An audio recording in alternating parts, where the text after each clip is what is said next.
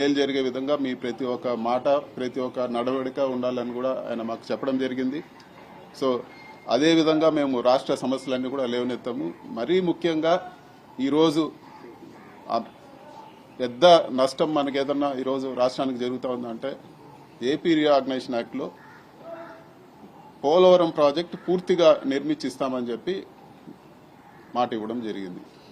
So ఈరోజు ఎవరు అడగకపోయినా కూడా 41.15 అంటే 194 టీఎంసీలు ఉండాల్సిన పోలవరం ప్రాజెక్టు కెపాసిటీని 115 టీఎంసీలకే కుదిస్తూ బడ్జెట్లో కూడా పెట్టడం జరిగింది.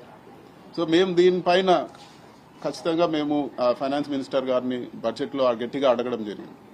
అసలు మీరు ఎవరిని అడిగి ఈ నిర్ణయం తీసుకున్నారు అంటే మీరు కెపాసిటీ తగ్గిలేదంటే మీరు స్టేట్కి ఇచ్చే డబ్బులు తగ్గించినట్ట అని. ఖచ్చితంగా వాళ్ళు మేము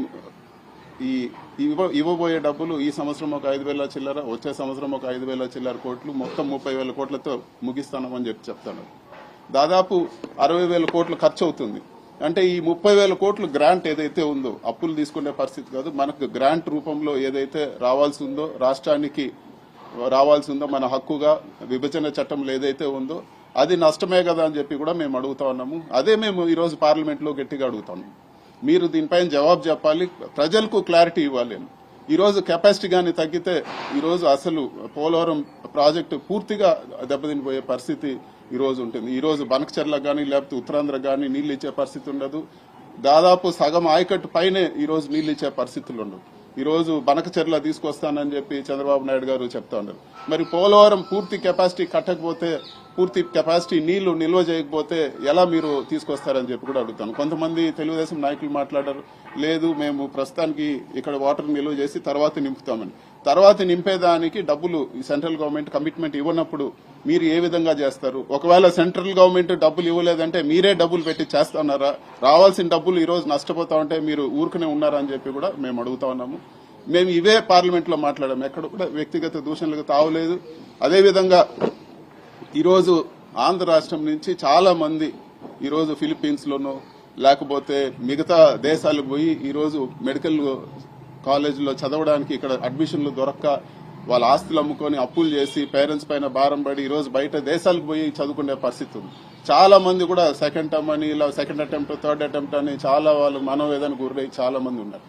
అలాంటిది ఈరోజు సెంట్రల్ గవర్నమెంట్ 75,000 సీట్లు మెడికల్ సీట్లు పెంచుతా అనే తరుణంలో ఈరోజు మెడికల్ కాలేజీలు కన్స్ట్రక్షన్ ఆపేశారు, మొదలయ్యేదానికి రెడీగా ఉన్న కాలేజెస్ ఆపారు. వాటికి మేము సెంట్రల్ గవర్నమెంట్ నుంచి డబ్బులు ఇవ్వమని అడుగుతున్నాం. ఈరోజు రాష్ట్ర ప్రభుత్వం ఈరోజు ఆపేసిన పరిస్థితి ఉంది.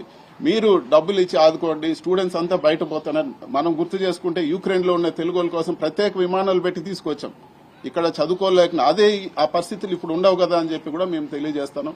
అదేవిధంగా విశాఖపట్నం స్టీల్ ప్లాంట్ మేము 2,000 ఇచ్చాం 3,000 ఇచ్చాం అంటున్నారు.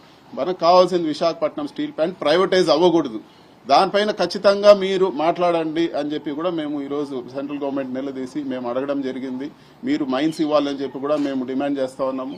అదేవిధంగా ఈరోజు రాష్ట్రంలో ఇంపార్టెంట్ విషయాలన్నీ కూడా మేము మా విభజన చట్ట హామీలన్నీ కూడా మీరు నెరవేర్చాలని అడిగాం. స్టీల్ ప్లాంట్ గురించి కూడా మేము మాట్లాడడం జరిగింది. ఇవన్నీ కూడా ఇవన్నీ మేము మాట్లాడుతామంటే దాదాపు ఇప్పుడు 16 మంది తెలుగుదేశం ఎంపీలు ఉన్నారు. వాళ్ళు మమ్మల్ని వ్యక్తిగతంగా మేము ఇవి మాట్లాడిన దానికి మమ్మల్ని తిట్టి మా పైన వ్యక్తిగతంగా మాట్లాడటం తప్పితే ఏ ఒక్క సమస్య అన్నా వాళ్ళు గట్టిగా నిలదీశారని చెప్పి కూడా నేను అడుగుతున్నాను. మీరు మమ్మల్ని తిట్టాలంటే ప్రజల డబ్బులతో ఫ్లైట్లో వచ్చి ప్రజల డబ్బులతో ఈరోజు జీతాలు మేము తీసుకొని ప్రజల డబ్బులతో మేము ఇక్కడ ఫ్రీగా ఇళ్లలో ఉండి ఇక్కడికి వచ్చి ఒకరినొకరు తిట్టుకుంటే వేస్ట్ కదా అని చెప్పి కూడా మేము మాట్లాడుతున్నాం. మీరు తిట్టాలంటే అదేదో వ్యక్తిగత విమర్శలన్నీ కూడా మీరు విజయవాడలోనో గుంటూరు నుంచో మీ పార్టీ ఆఫీస్ నుంచి తిట్టండి. ఇక్కడ ఢిల్లీకి వచ్చినప్పుడు రాష్ట్ర ప్రజల కోసం కలిసి పనిచేస్తాం, పార్లమెంట్ సాక్షిగా మేము చెప్పడం జరిగింది. పోలవరం గురించి మేము వెనకాల వచ్చేదాన్ని కూడా సిద్ధము. పోలవరం రాష్ట్రానికి సంబంధించిన రాజకీయాలు పక్కన పెట్టి మీతో వస్తామని చెప్పి కూడా పార్లమెంట్లోనే నేనే మాట్లాడడం జరిగింది. మీతో వస్తాము, రాష్ట్రం నష్టపోకూడదు అని చెప్పి.